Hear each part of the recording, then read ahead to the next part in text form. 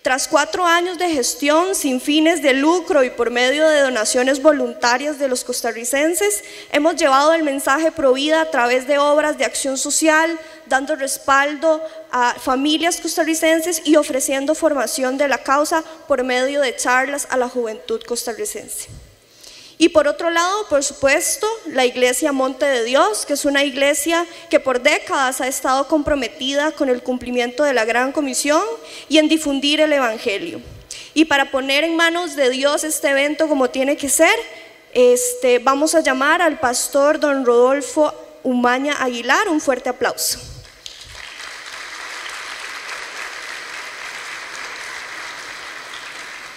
Gracias, Marian. Muy buenas tardes a todos, sean bienvenidos al Centro de Convenciones de Lo Alto, que es la sede de la Iglesia Monte de Dios, y estamos muy contentos de poder trabajar, ¿verdad?, con la juventud disidente de Costa Rica, Provida, perdón, y esperamos poder realizar eventos de este tipo más adelante. A modo de oración, quiero leer un salmo de la Biblia, que es el Salmo 75, creo que lo van a ver ahí atrás en la pantalla, y dice de la siguiente manera: Te damos gracias, oh Dios, te damos gracias porque estás cerca. Por todas partes la gente habla de tus hechos maravillosos. Dios dice: en el momento que tengo pensado, haré justicia contra los perversos. Cuando la tierra tiembla y sus habitantes viven en caos, yo soy quien mantiene firme sus cimientos. Al orgulloso le advertí: deja de jactarte. Al perverso le dije: no levantes tus puños.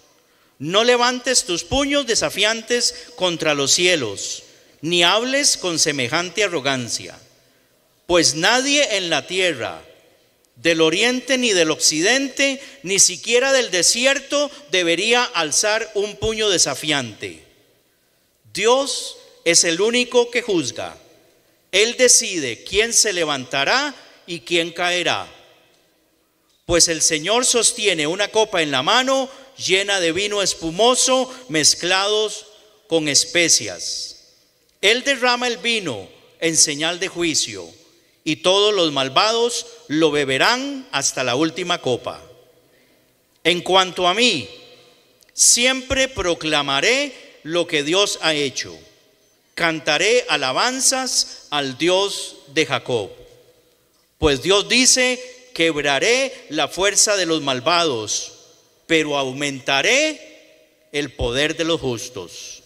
Que Dios bendiga su palabra, y Dios los bendiga a ustedes también. Gracias. Muchas gracias. Bueno, y con esa oración a continuación vamos a escuchar el discurso de apertura a cargo de Marvin Villalobos Leitón. Un fuerte aplauso.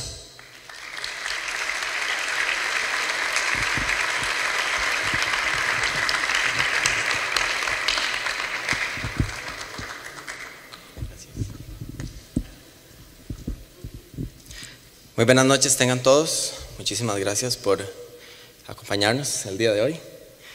El día de hoy tengo varios mensajes y poco tiempo, entonces vamos a tratar de avanzar rápido. El primer mensaje que tengo es para todos los que están aquí presentes el día de hoy. Primero que todo, muchas gracias por acompañarnos y por acompañar a Agustín también. Esta es su última conferencia de la gira en Costa Rica y lo vamos a despedir con este auditorio lleno de personas. Quiero contarles por qué estamos aquí el día de hoy, la noche de hoy. El año pasado nosotros organizamos esta conferencia, la del libro de la batalla cultural, en la UCR, y después de muchas solicitudes denegadas y negativas en la UCR, logramos conseguir un pequeño auditorio, aproximadamente 175 personas, y el auditorio fue acosado por la Federación de Estudiantes de la UCR, que querían censurarnos. Afortunadamente no lo lograron y la conferencia fue un éxito. Este año queríamos traer al AGE a la UCR también. Hicimos las gestiones y efectivamente lograron excluirnos de la UCR. Creyeron que nos habían silenciado. Sin embargo, no sabían que Dios tenía otros planes para este mensaje. En la UCR, este mensaje hubiese llegado a máximo 400, 500 personas en el auditorio más grande. El día de hoy este mensaje lo van a recibir aquí aproximadamente 1000 personas.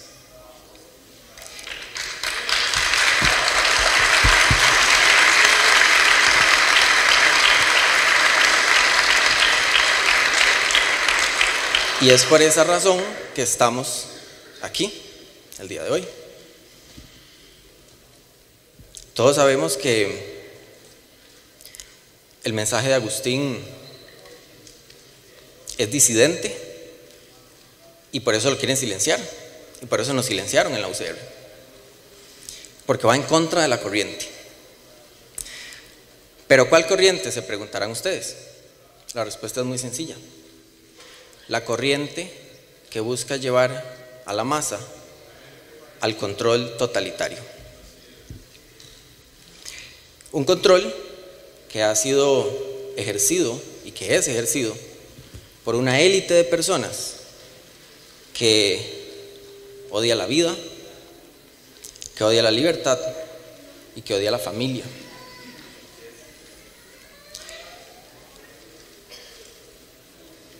Y esa élite le ha declarado la guerra a cada ser humano que tenga cualquiera de estas tres cosas.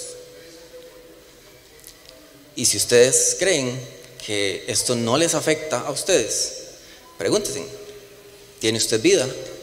¿Tiene usted libertad? ¿Tiene usted familia? Si la respuesta a cualquiera de esas tres preguntas es sí, entonces también vienen por usted.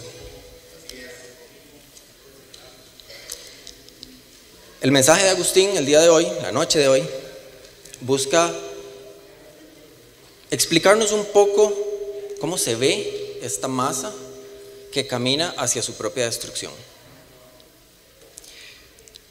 Y también enseñarnos a cómo no ser influenciados a formar parte de la masa idiota. Porque, bueno, seamos honestos, la verdad es que hemos estado idiotizados durante mucho tiempo. Por las redes sociales, por el trabajo, por la universidad, por el día a día.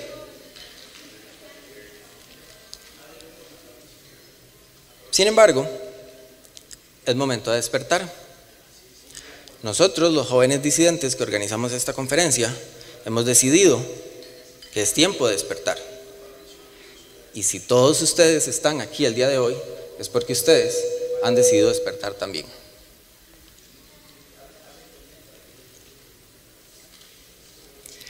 El segundo mensaje que tengo es para la resistencia, para esos hombres y mujeres valientes que se han mantenido firmes en sus convicciones y que han alzado la voz cuando todos los demás callan.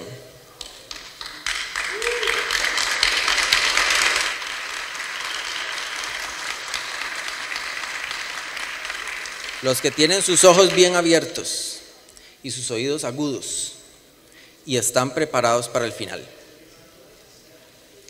Han hecho lo que pocos son capaces de hacer. Han enfrentado las burlas y la censura, no porque sea fácil, sino porque saben que es lo correcto. Han probado su fe y su valor como verdaderos guerreros del ejército de Dios. Sin embargo, la lucha no termina todavía. Todo lo contrario, sabemos que la presión apenas está comenzando. Y por eso nos necesitamos juntos y nos necesitamos fuertes. De lo contrario, será muy fácil para ellos controlarnos. Será muy fácil para ellos destruir la libertad, destruir la vida, destruir la familia. Convertir a la sociedad en un producto para satisfacer sus perversiones. Sabemos muy bien cuáles son sus planes y sabemos que su máximo interés hoy son los niños. Resistencia. Hoy tenemos que estar más atentos que nunca, porque la amenaza es real. Y la amenaza ha sido expuesta a través de la película The Sound of Freedom, que casualmente, y yo no creo en las casualidades, la preventa se estrena hoy en los cines del país y va a iniciar el 31 a transmitirse. 31 de agosto. Muchas gracias.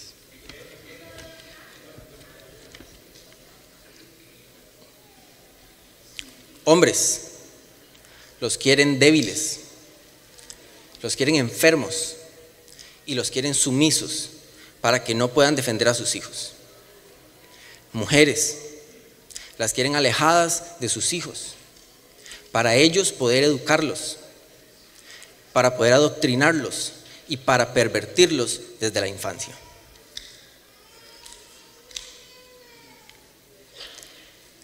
Y bueno, yo no soy papá todavía, pero mientras yo tenga vida y me queden fuerzas, con nuestros niños no se van a meter.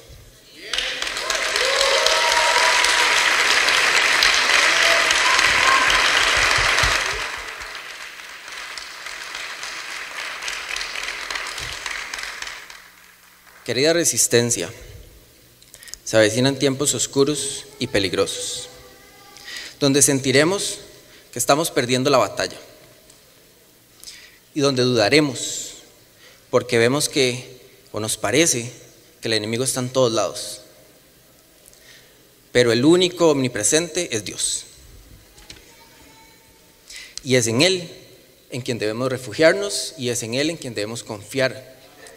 Porque esta batalla ya se libró y nosotros somos vencedores.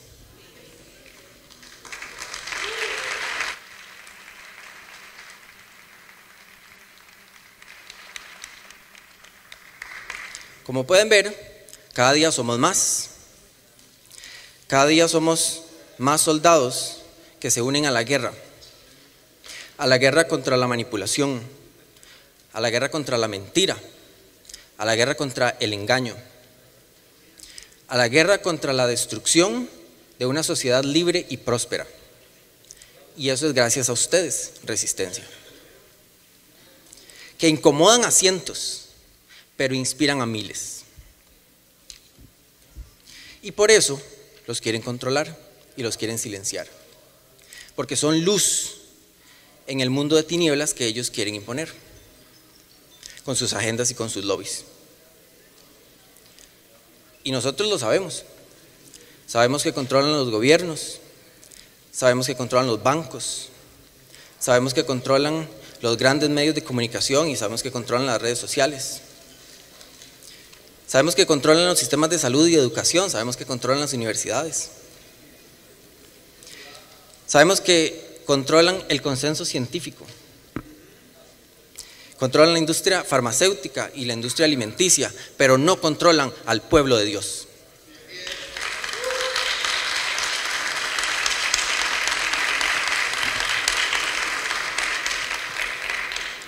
Y el tercer y último mensaje que tengo es para ellos. Es para el enemigo, porque sabemos que nos están viendo.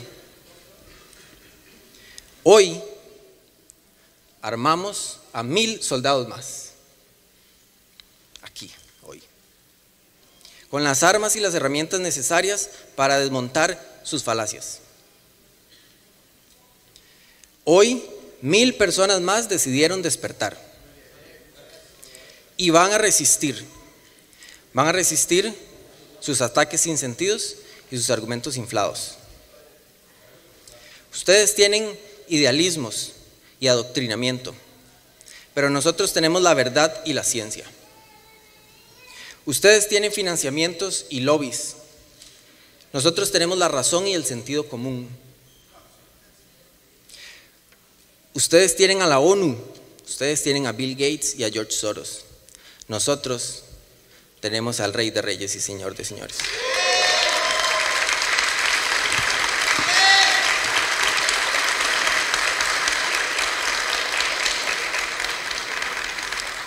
Y por lo tanto no nos vamos a quedar callados.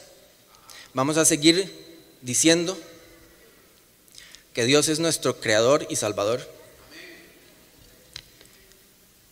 Que el aborto es asesinato. Que hombre es hombre y mujer es mujer. Cualquier otra cosa es disforia de género. Que ninguna persona votó por el nuevo orden mundial. Que la Agenda 2030 es satánica y no se va a aceptar. Que el Pacto de Salud de la OMS es violencia a la soberanía nacional de cada país. Que la ideología de género es promovida y financiada por pedófilos y pedrastas. Y que la izquierda es el títere del globalismo. Y que con Dios de nuestro lado no nos vamos a callar más. Repítanlo conmigo. Con Dios de nuestro lado no nos vamos a callar más. Con Dios de nuestro lado no nos vamos a callar más. Y como diría Javier Milei, ¡que viva la libertad, carajo!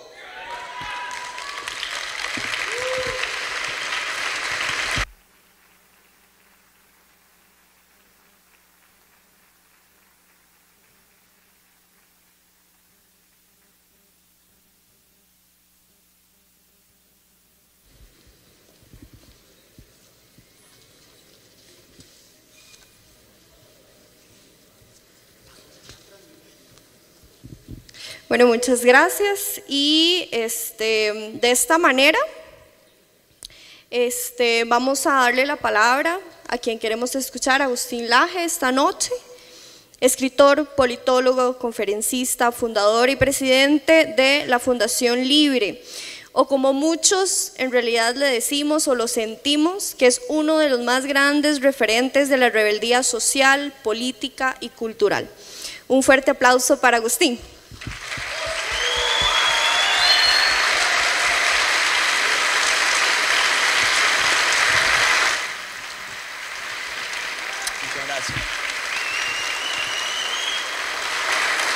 Muchas gracias.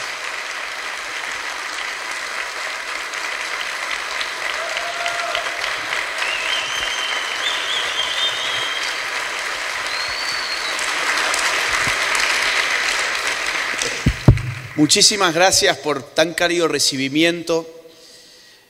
Gracias por disponer de un rato de su día para acompañarnos. Gracias por recibirme con tanto cariño.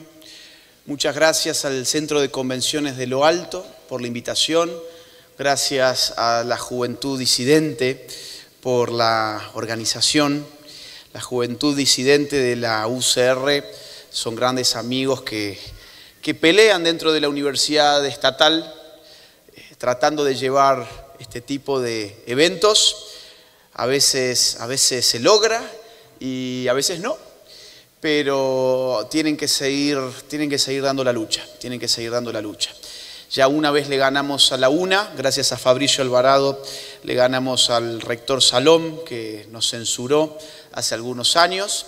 Y bueno, ¿quién dice? Quizás también se puede ir contra la UCR en esta oportunidad, que alegó no tener disponible un salón que pagan entre todos los costarricenses, porque es una universidad estatal, y que se ve que se le asignan al final del día con criterios políticos ideológicos, lo cual estaría muy mal desde el punto de vista de la libertad de expresión, pero bueno, es solamente una idea que arrojo por allí.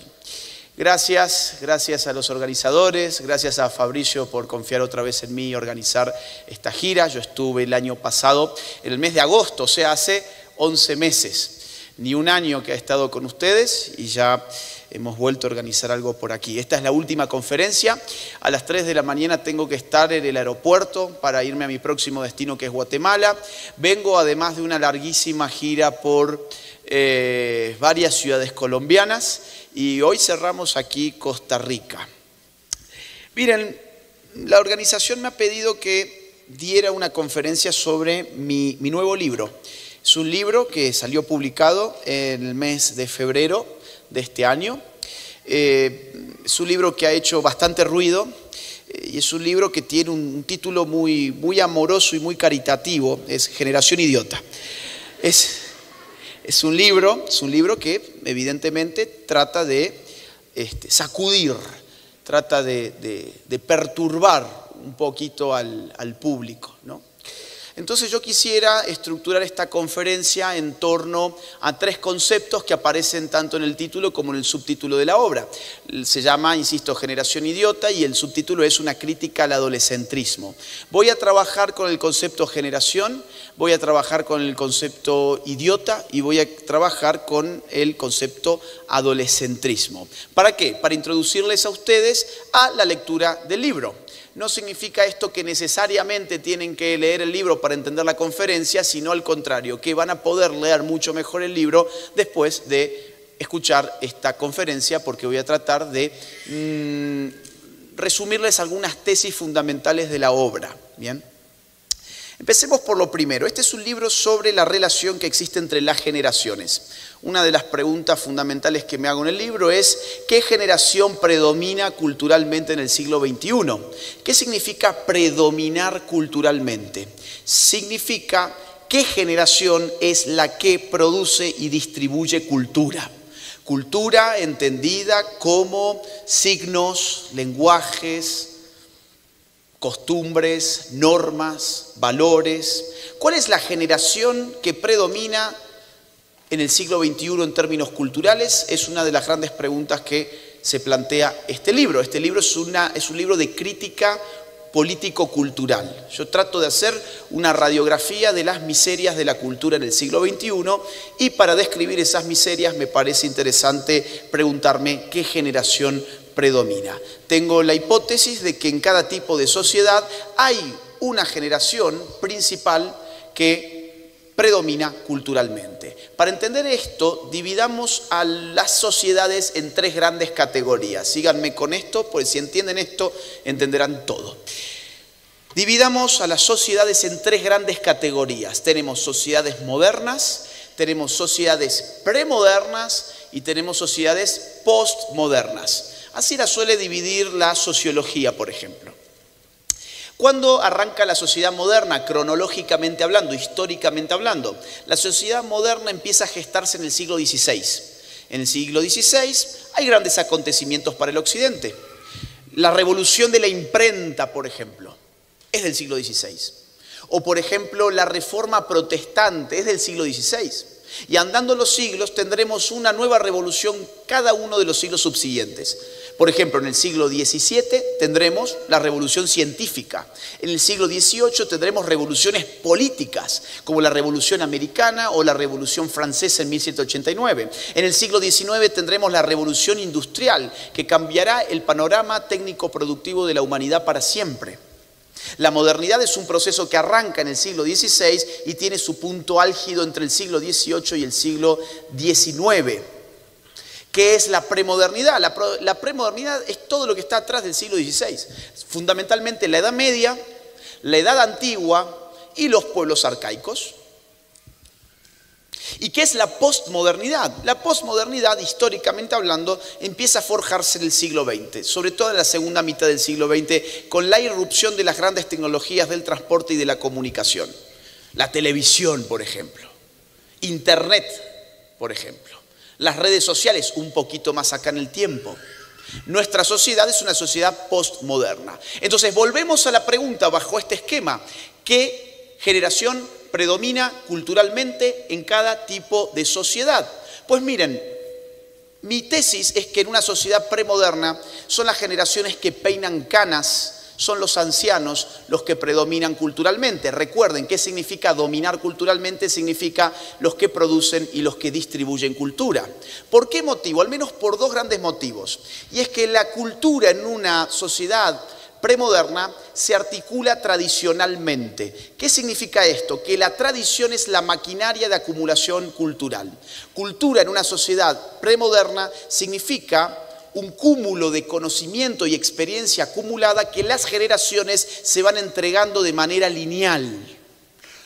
Eso no es lo que ocurre hoy, para que ustedes puedan comparar. Es decir, solamente puede ocurrir tal acumulación progresiva allí donde el marco de existencia es fundamentalmente el mismo cuando el individuo nace y cuando el individuo muere. Nacer en una sociedad premoderna equivale a morir mirando lo mismo que uno miraba cuando uno había nacido. ¿Por qué? Porque el cambio tecnológico y el cambio social es muy tenue, es muy lento. Muy distinto de nuestra sociedad postmoderna, donde el cambio social es ultra acelerado, donde cada 5 años vemos un panorama totalmente distinto. Debemos acostumbrarnos a funcionar nuevamente cada 5 años. De hecho, si ustedes agarran un teléfono móvil de hace 5 años, verán que muchas de las cosas que requieren hoy ustedes para funcionar ya ni siquiera lo pueden hacer con ese teléfono. Hay que estar en todo caso aprendiendo cosas nuevas que no implican un conocimiento acumulado. Por eso en una sociedad postmoderna son los niños los que les enseñan a los ancianos y no los ancianos a los niños. En una sociedad premoderna, los ancianos le enseñan a la sociedad. Los ancianos tienen en su poder la cultura. Además, porque la cultura tiene una fuente material, es decir, la cultura precisa de un mecanismo material para poder transmitirse. La cultura no es algo que está flotando en el ambiente y que simplemente a uno lo posee. La cultura depende de fuentes materiales para su transmisión. ¿Cómo se transmite la cultura en sociedades premodernas? Sociedades donde no hay imprenta, donde no hay radio, donde no hay cine, donde no hay internet, donde no hay TikTok, donde se transmite la cultura. Fundamentalmente, miren ustedes, en la voz. Fundamentalmente en la voz. Es cierto que también en el arte podemos pensar en las grandes catedrales. Las catedrales de la Edad Media eran enormes piezas de arte para hacer pedagogía. Cada pieza de una catedral es una enseñanza pedagógica. ¿Por qué? Porque la sociedad premoderna no es una sociedad basada en libros, es una sociedad basada en relatos, en voz. Los ancianos son los que cuentan historias, los ancianos con su voz son los que enseñan. Por ejemplo, piensen ustedes en este caso que es muy interesante, la antigua Esparta. Esparta, un pueblo de la antigua Grecia, un pueblo guerrero, mataba a los recién nacidos que eran deficientes para la guerra. Los mataba. ¿Por qué? Porque era un pueblo guerrero y no podía lidiar con un niño que no iba a servir para la guerra. Uno podría pensar, bueno, entonces también mataban a los ancianos porque los ancianos tampoco sirven para la guerra. No, al anciano lejos de matarlo, los coronaban otorgándoles una institución política muy importante llamada la gerousía. Era tan importante el rol del anciano en la antigua Esparta, un pueblo guerrero, que ellos tenían incluso una institución política para gobernar. O por ejemplo, piensen ustedes en Platón en la antigua Atenas. En su libro La República, Platón dice, ¿quién debe gobernar una república perfecta? Un filósofo, pero ese filósofo debe tener arriba de 50 años, o sea, debe ser un anciano. O piensen en la Edad Media, Tomás de Aquino. Tomás de Aquino en el siglo XIII, sugiere que la metafísica, la ciencia primera es la metafísica, sea aprendida por personas que han superado los 50 años, y superar 50 años en la Edad Media es toda una odisea, toda una rareza. ¿Quién es el que predomina culturalmente en un mundo premoderno? El anciano. ¿Quién predomina culturalmente en un mundo moderno? Mi tesis es que es el adulto. El adulto, ¿por qué? Por 2 motivos. En primer lugar, porque tecnológicamente vamos a tener una imprenta. Ya no necesito de que un individuo acumule experiencia en su vida para transmitírsela a otros. Necesito un libro, y el libro trasciende la vida del individuo. Y con la imprenta en el siglo XVI, el libro se convierte en el fundamento de la cultura occidental. Además, el mundo moderno se saca los ojos de la nuca y se los pone en la frente. Esto significa, el mundo moderno quiere construir un nuevo mundo, no a través de la herencia tradicional, sino a través de los dictados de la razón. Es la razón del mundo adulto la que debe construir un nuevo mundo. El anciano está demasiado quedado en el pasado como para hacerlo. El anciano está demasiado arraigado en la tradición como para construir algo nuevo. Y el niño todavía no ha desarrollado su razón, por lo tanto no es sujeto de la historia en un mundo moderno. ¿Quién es el que predomina en un mundo moderno culturalmente? El adulto. El mundo moderno es adultocéntrico. El mundo premoderno es gerontocéntrico. ¿Y qué pasa con el mundo postmoderno? Mi tesis es que es adolescéntrico, que es el adolescente la figura clave de la cultura en el siglo XXI, que la miseria cultural del siglo XXI tiene que ver con el adolescentrismo que impera en el sistema social. ¿Por qué motivo? Porque la fuente material de la cultura ya no es la voz, ya no es el libro, sino que, ¿qué son? ¿De dónde? ¿Cuál es la fuente material de donde irradia la cultura en el siglo XXI? ¿Dónde se produce y se reproduce cultura en el siglo XXI? En las redes sociales. ¿Y quiénes son los que mejor manejan las redes sociales? Los adolescentes. Es decir, ellos las han inventado. Mark Zuckerberg tenía 19 años cuando ideó Facebook. Más aún, cuando una red social hoy pierde el apoyo del mundo adolescente, ¿qué pasa con esa red social? Se viene abajo. Mire, Facebook es un ejemplo muy notable al respecto. Facebook está en una crisis fulminante. Incluso han sacado Threads para tratar de combatir a Twitter y no les ha dado ningún resultado. Han sacado Meta, no les ha dado ningún resultado. ¿Por qué? Porque han perdido a aquellos que son su mejor público. El adolescente es el mejor público de las redes sociales porque sabe lidiar mucho mejor con ellas que el mundo adulto o que el mundo anciano. Por eso mismo TikTok o Instagram vienen en ascenso. ¿Por qué motivo? Bueno, precisamente porque ese público adolescente abandona Facebook y se va a estas otras plataformas. El libro tiene una tesis que es la tesis de la transgeneracionalidad. Creo que nuestra cultura vive, en términos de su relación entre las generaciones, un momento transgeneracional, así como en el terreno del sexo vivimos un momento transexual.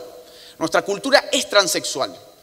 ¿Qué significa que sea transexual? ¿Significa que todos somos transexuales? No. Significa que nuestra cultura la es en la medida en que premia la desdiferenciación progresiva entre hombres y mujeres.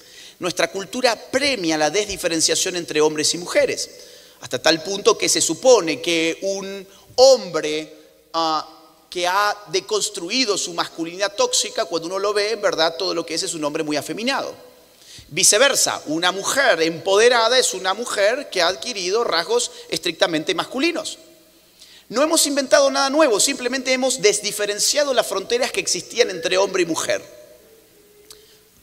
Si esto es así en el plano de la sexualidad, en el plano de la generacionalidad, en el plano de lo etario, en el plano de la edad, hay una desdiferenciación también entre adultos, adolescentes y niños. El adulto está viviendo un proceso de regresión adolescéntrico. El adulto está desesperado porque el tiempo no le pase, porque cuando pasa el tiempo en el siglo XXI, no significa con ello que el adulto adquiera experiencia, significa que se desactualiza. Adquirir tiempo es desactualizarse, no es acumular experiencia, por lo tanto lo que hay que hacer es regresar. ¿Cómo regresamos? Bueno, por ejemplo, haciendo un bailecito por TikTok, buscando likes en TikTok. O por ejemplo, decidiendo no tener hijos, tener gatos y tener perros.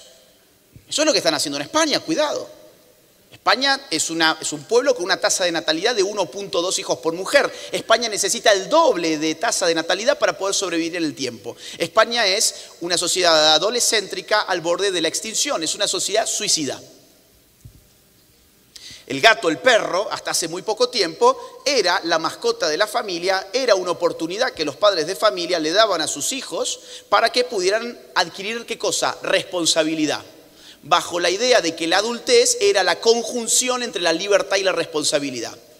Hoy el mundo adulto dice, yo no quiero responsabilidad, quiero solo libertad. Ocurre que el estadio adolescente de la vida es un estadio con libertad pero sin responsabilidad. Por eso es una regresión adolescéntrica. Y en el plano de la niñez, ocurre que no hay una regresión, evidentemente, sino que hay una aceleración. Hay una aceleración en busca de una adolescencia temprana.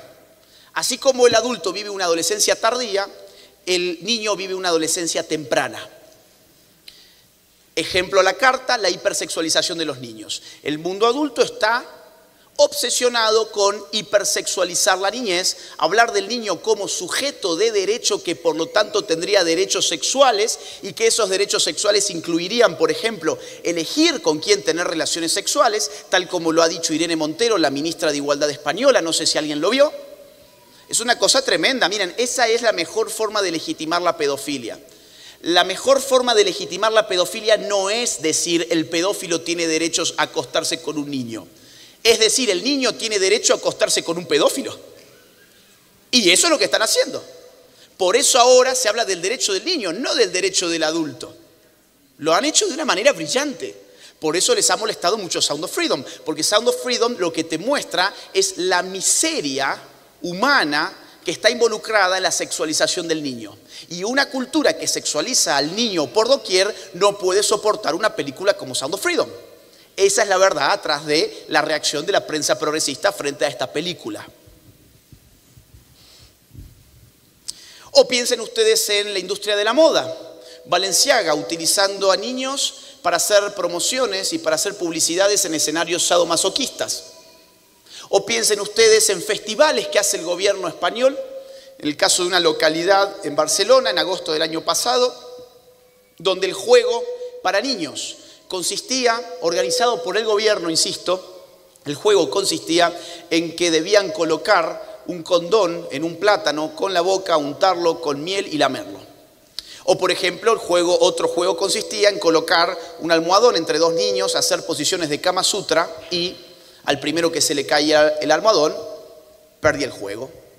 O piensen ustedes en la película Cuties de Netflix, donde todos son escenas sexuales, de movimientos sexuales, de planos totalmente sexualizados de niñas de 11 años. Y eso sí puede aparecer por Netflix. Ese es el mundo del adolescentrismo, es el mundo de la desdiferenciación generacional, es el mundo de la transgeneracionalidad. Vamos a meternos en profundidad en el concepto adolescéntrico, en el concepto adolescentrismo. Podemos entender el adolescentrismo como una transferencia de características psicológicas de la adolescencia hacia la cultura. La cultura es un hecho colectivo, la psicología es una realidad individual. La psicología adolescente tiene distintas características esenciales. El adolescentrismo aparece cuando esas características que son propias del individuo adolescente empiezan a caracterizar ya no ese individuo en esa fase concreta de su vida, sino que empiezan a caracterizar a la cultura de un grupo social. El adolescentrismo es un fenómeno sociológico, la adolescencia es un fenómeno psicológico. Esto es muy importante que se entienda, no vayan a creer ustedes que yo estoy tratando de demonizar al adolescente. Todos hemos sido adolescentes, la adolescencia puede haber sido una época maravillosa o una época no muy grata. En mi caso, debo decir, yo disfruté mucho mi adolescencia, pero eso fue un momento que caracterizó un periodo de mi vida y que uno supera ese momento y empieza a vivir otro periodo de su vida. Pero el adolescentrismo es esas características transmitidas por la cultura. Ya no a nivel psicológico, sino a nivel sociológico. Por ejemplo, en la segunda mitad del siglo XX, Erik Erikson, un célebre psicólogo norteamericano, investigó en profundidad la psicología adolescente y dijo, miren, acá está la clave para entender la adolescencia. La adolescencia es un momento de la vida del individuo donde no puede coagular su identidad. O sea, no puede lograr continuidad en su identidad. El individuo adolescente está en un problema, que es que todavía no puede decir yo soy este. ¿Por qué? Porque su personalidad todavía no ha cuajado. Esto es muy fácil de entender, es decir, todo el mundo sabe que un adolescente hoy puede ser, hippie, mañana hipster, pasado mañana heavy metal y en 4 días más se pone a militar en el lobby LGBT, ¿no? Va a los tumbos. ¿Qué es la identidad? La identidad es un núcleo duro de la persona humana que permanece idéntico a sí mismo en un contexto de cambio. La identidad es aquello que permanece idéntico a sí mismo en un contexto de cambio. Si no hubiera nada permanente en mí, pues yo no podría decir yo soy este. Ese yo estaría saltando constantemente en función de los cambios externos. Por ejemplo, cuando a mí me preguntan, ¿y quién sos vos? Yo tiendo automáticamente, sin hacer una reparación conceptual como estoy haciéndolo ahora, automáticamente, ¿qué digo? Lo primero que digo es mi nombre. Yo soy Agustín. Eso es permanente. Agustín Laje, mi apellido, es permanente. Yo soy argentino, es permanente, es decir, no es modificable, nací en Argentina. Tengo 34 años, lo cual significa nací en 1989, no es modificable, nací en ese año, punto final. Yo no digo, ¿quién es Agustín? Bueno, yo soy una persona que está usando un traje de color azul. No, porque eso mañana puede cambiar, mañana puede ser negro, mañana puede ser gris. Aquello que es altamente mutable no puede darle consistencia a mi identidad. A la identidad de un individuo solo le da consistencia aquello que puede permanecer relativa o absolutamente estable a lo largo del tiempo para poder lograr esa continuidad en un contexto de cambio. ¿Bien? Estos son conceptos importantes de entender por lo que voy a explicar a continuación. El individuo adolescente no puede todavía coagular su identidad. ¿Y qué hay de nuestra cultura? Y ahí viene el punto. El adolescentrismo es la transferencia de ese problema identitario del adolescente hacia el campo cultural. Entonces la pregunta es, ¿y nuestra cultura hoy posee crisis de identidad? Por supuesto que sí. Es lo más característico de la cultura en el siglo XXI. Tanto así que la identidad, que era un concepto psicológico, hoy es un concepto politológico. La identidad se ha convertido en un factor político. Solo cuando se pierde la identidad puede transformarse la identidad en una demanda política. ¿Por qué? Porque el Estado es incapaz de conferir identidad al individuo. La identidad del individuo está dada por estructuras sociales distintas del Estado, ¿bien?, y por realidades naturales. Ocurre que en el siglo XXI tenemos graves problemas de identidad. Nuestra cultura no está capacitada para brindar identidad. Miren ustedes, piénsenlo de esta manera. Hay grandes estructuras sociales dadoras de identidad. Por ejemplo, la familia. La familia da una identidad. La familia confiere un apellido. La familia supone tu membresía. Yo soy miembro de una familia. Esto significa yo tengo una mochila en mis hombros que cargar, en el buen sentido de la palabra. Es decir, yo cargo con la responsabilidad de ser parte de este grupo familiar. Hasta hace algún tiempo, no mucho, ser miembro de una familia era un atributo identitario muy sólido. Piensen ustedes en apellidos muy comunes, por ejemplo, Fernández, González, ¿no?, Rodríguez. ¿Qué significan? El hijo de Gonzalo, el hijo de Fernando, el hijo de... Claro, ¿de quién era hijo yo? Era algo muy importante. ¿Para qué? Para mi identidad social. Ahora, cuando la familia está en crisis, pues tu familia deja de poder conferirte identidad. ¿Por qué? O porque tu familia está desarmada, resulta que la familia está compuesta o solo por mamá o solo por papá, y además tienen que trabajar pues todo el día, o porque la familia no está asumiendo su rol educativo, entonces la familia se convierte en una mera estructura económica y no cultural, una mera estructura de provisión de alimentos, de hogar y de vestimenta, y no más que eso. Entonces la familia deja de funcionar como una estructura dadora de identidad, porque para dar identidad la familia tendría que ser un centro cultural. Piensen ustedes en la religión. La religión hasta hace no mucho tiempo daba identidad, es decir, suponía un atributo permanente en el individuo. Se nacía bajo esta fe, se moría bajo la misma fe. Tanto así que, por ejemplo, el catolicismo dispone de sacramentos que acompañan al individuo desde la cuna hasta la tumba. Por ejemplo, el bautismo cuando nace, la unción de los enfermos cuando está en el lecho de muerte, porque la suposición es que yo nazco bajo el imperio de una fe y muero bajo el imperio de esa misma fe. Pero en el siglo XXI la religión cada vez está más imposibilitada de otorgar identidad, porque la religión se convirtió en algo así como un combo de McDonald's, ¿no? Hay que elegir, yo con papas extra grandes, yo sin ketchup, yo con extra queso, yo sin esto, sin lo otro, coca grande y no sé qué. Claro, los individuos hoy están llamados a elaborar su propia fe e irla modificando de acuerdo a sus conveniencias. De allí termina surgiendo un fenómeno muy curioso y hegemónico también, que es el del New Age. Ahora, la gran pregunta es, ¿el New Age es capaz de dar identidad? ¿Cuántos mártires tiene el New Age? Empecemos por ahí. ¿Quién ha dado la vida por el New Age? Nadie, porque es una religión, es una mercancía disfrazada de religión. Es una mercancía, uno la compra como compra algo en el supermercado. Lo ajusta a sus necesidades del momento. O pensemos, por ejemplo, en la nación. La nación era una estructura social dadora de identidad. Yo soy argentino, ustedes son costarricenses. Eso significa algo en el quién soy. La pregunta de la identidad es quién soy.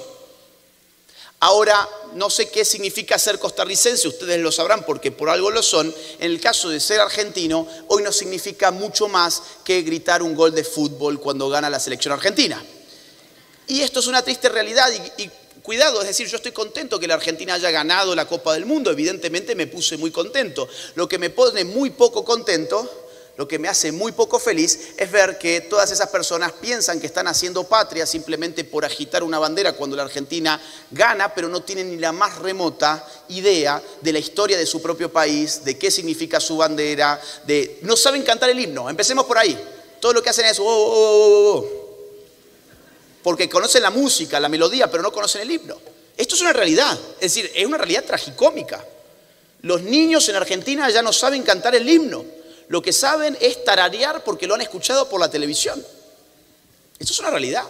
Entonces, ¿qué significa ser argentino? ¿Significa algo realmente potente? No, no significa mucho. Entonces ahí aparece para reemplazar la nación un asunto que es muy tétrico, que es el concepto de ciudadanía mundial.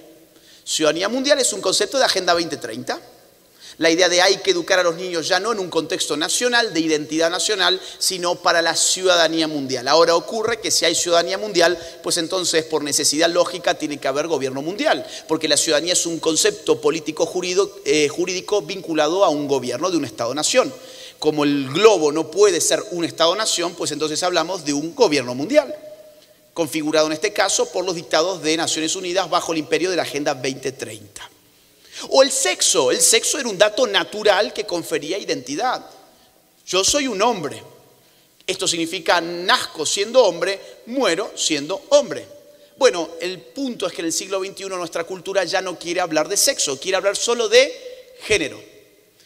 Lo que ha reemplazado el atributo identitario del sexo es el género, y el género ocurre que es a la carta, es una elección del individuo, ya ni siquiera es una predisposición de la cultura, es una elección del individuo. ¿Qué es el género? Lo que yo diga que sea el género. Si yo digo que soy una mujer, pues soy una mujer. Si yo digo que soy no binario, pues soy no binario. Si yo digo que soy esto, y si digo que soy aquello, pues soy aquello. Ahora, si yo puedo hacer así de fluida mi identidad sexual, eso significa porque es todo menos una identidad. Hablar de identidad de género es entonces una contradicción en sus términos, porque el género no puede brindar identidad. ¿Por qué no puede brindar identidad? Porque es por definición algo fluido. Lo que puede brindar identidad es algo que permanece en el contexto del cambio. Pongamos otro caso. El sentido. El sentido es otra variable psicológica que afecta al adolescente, que caracteriza la vida adolescente. El adolescente está en búsqueda de un sentido que no puede todavía encontrar. Y no lo puede encontrar porque el sentido es una narración que procura de manera coherente articular el pasado de un individuo con su presente y su presente con su futuro. ¿Qué es el sentido? ¿Cuándo podemos decir mi vida tiene sentido? Cuando soy capaz de narrar. Cuando yo puedo mirar hacia atrás y narrar mi pasado y encontrar coherencia respecto de mi presente en torno a determinados valores, mirar hacia el futuro y decir mi vida tiene que girar en lo que sigue en torno a este tipo de acciones para poder concretar su sentido. El adolescente no puede todavía tener una vida plena de sentido porque su pasado es una amenaza y su futuro es un vacío. Su pasado es una amenaza porque su pasado es su niñez.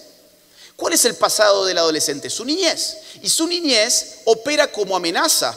¿Por qué opera como amenaza? Porque el adolescente está en un limbo. Está en un limbo entre la niñez y la adultez. Él quiere llegar a la adultez, pero su niñez todavía lo jala.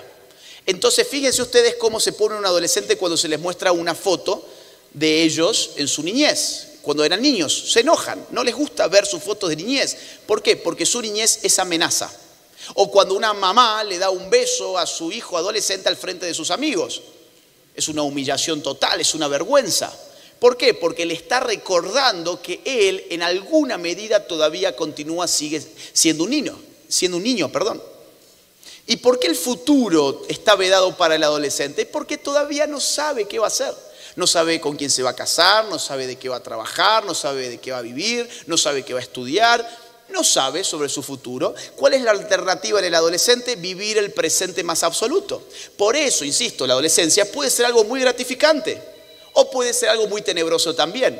Porque si no la estás pasando bien en la adolescencia y todo lo que tenés es el presente, no hay vía de escape. La adolescencia puede ser muy dura por eso, porque no hay vía de escape hacia adelante, porque no hay algo que arrastremos de atrás. Estoy perdido en ese limbo. O puede ser algo muy gratificante, precisamente porque este presente absoluto me resulta agradable. Pensemos ahora en la cultura. Voy del individuo y su psicología a la sociedad y su cultura. Ese es el proceso que estoy haciendo en este análisis, bien, para que lo entiendan. ¿Cuál es el sentido de la cultura del siglo XXI? ¿Puede dotar de sentido la vida de un individuo la cultura en el siglo XXI? Yo creo profundamente que no. Y creo que los motivos son los mismos. La cultura del siglo XXI es una cultura del presente absoluto. Es una cultura hedonista, es una cultura nihilista, es una cultura que frente al pasado solamente tiene dos alternativas. O la más absoluta indiferencia, lo cual significa no me interesa el pasado, no me interesa la historia, no me interesa nada que esté atrás de mí. Y eso es una enorme arrogancia en el fondo, porque la gran ventaja del ser humano frente a cualquier otra criatura viva sobre esta tierra se llama historia. ¿Por qué el ser humano es poderoso? ¿Por qué el ser humano tiene más poder que una bestia salvaje? No es por sus garras, no es por sus colmillos, no es por su pelaje, no es por su ultravelocidad, es por su historia. El ser humano, gracias a que tiene historia, puede construir civilización. La civilización es el esfuerzo de las generaciones que van pasándose la antorcha con ese conocimiento acumulado a partir de la experiencia propia. Nuestra gran estrategia de supervivencia se llama historia. Y lo que la cultura en el siglo XXI te vende es que tenés que ser totalmente indiferente frente a la historia. ¿Por qué? Porque una persona indiferente frente a la historia es una persona muy manipulable.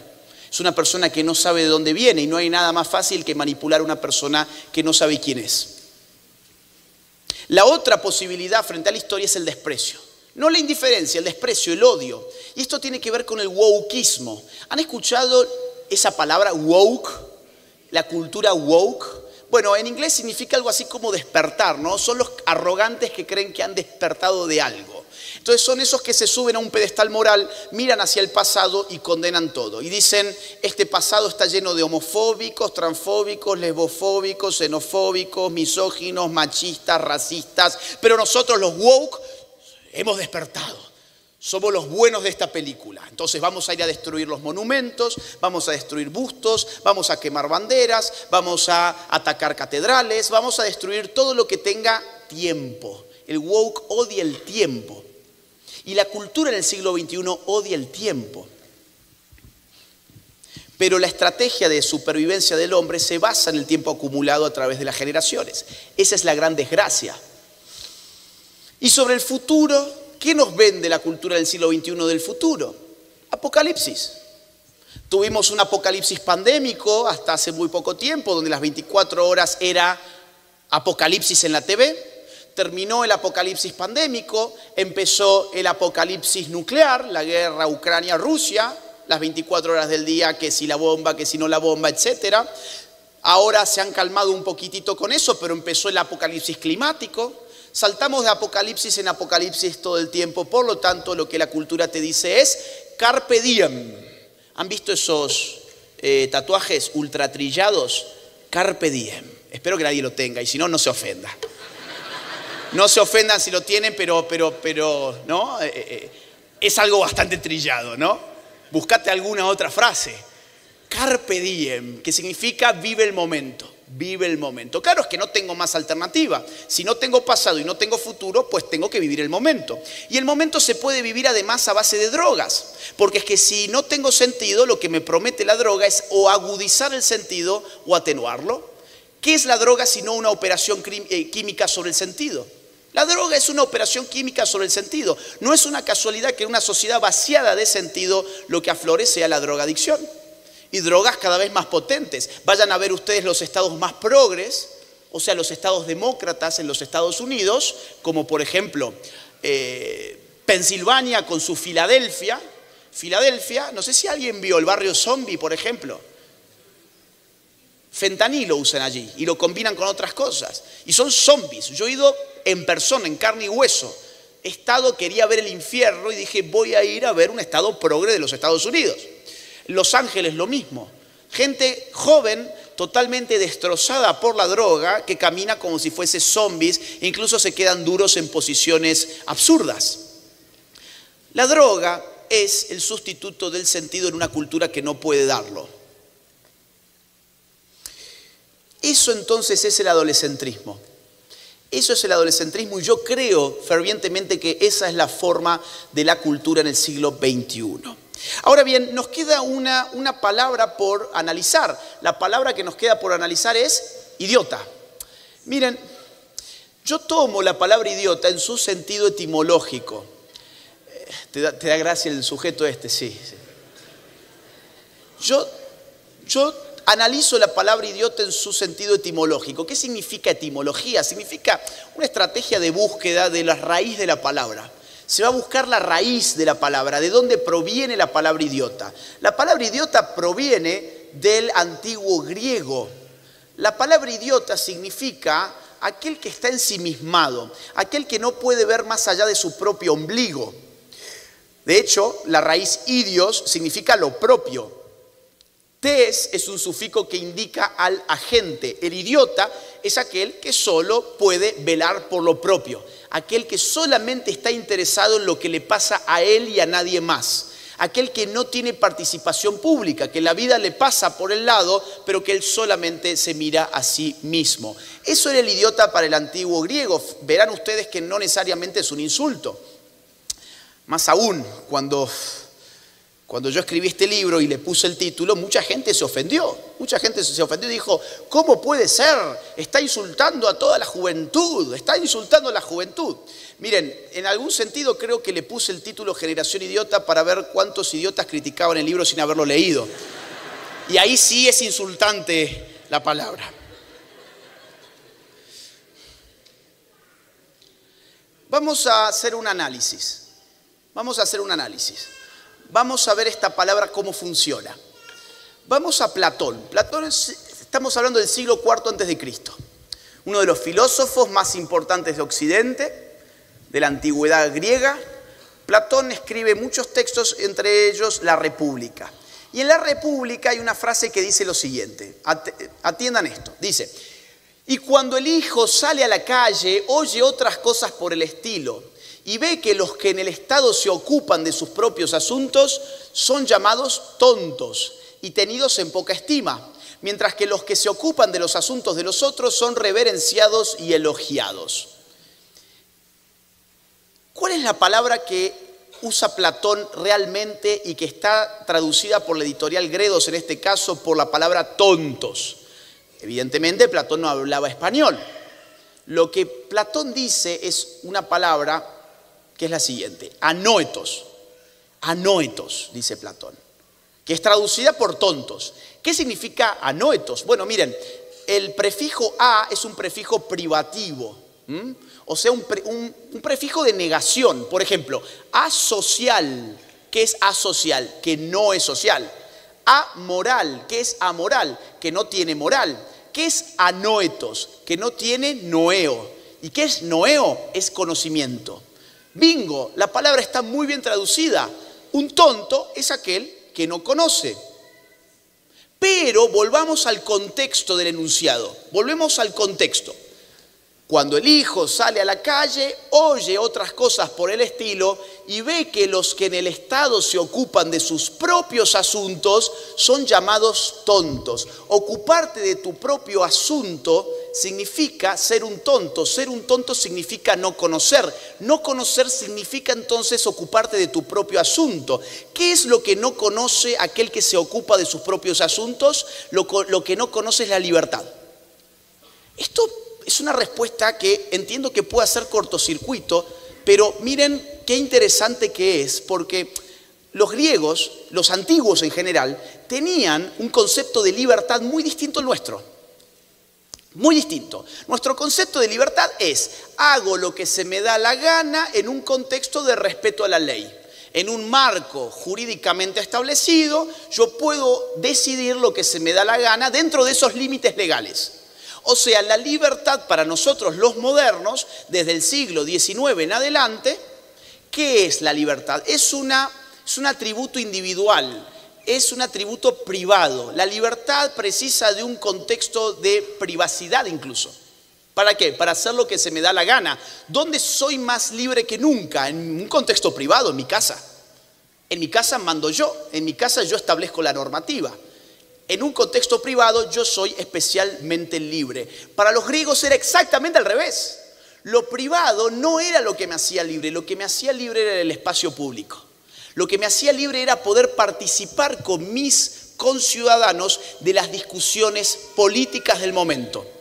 ¿Por qué? Porque esta gente entendía muy bien que el hombre es un animal social. No hay ningún hombre que no viva en sociedad.